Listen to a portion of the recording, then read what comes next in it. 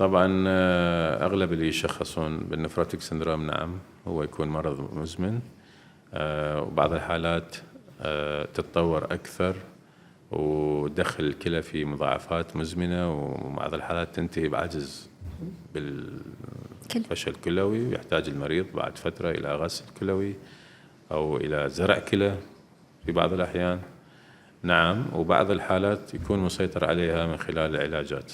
أكثر الحالات بالنفروتيك سندروم هي تكون مزمنة، إلا لا سامح الله إذا المريض مثلا ماخذ أدوية معينة وصاحبها وياها مثل ما قلنا مثلا مسكنات وصاحبها ترانزيانت، يعني مثلا نقول وقتي، صح. وأخذ علاج ورجع لحالته الطبيعية، أو مثلا صاحب مرض معين التهاب دم جرثومي أو دخل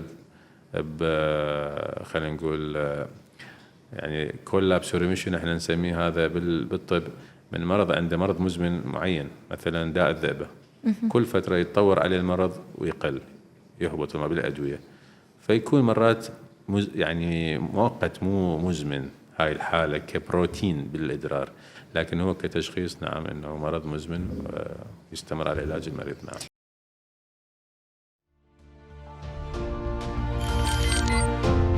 میهرەبانی دڵسۆزی و لێزانی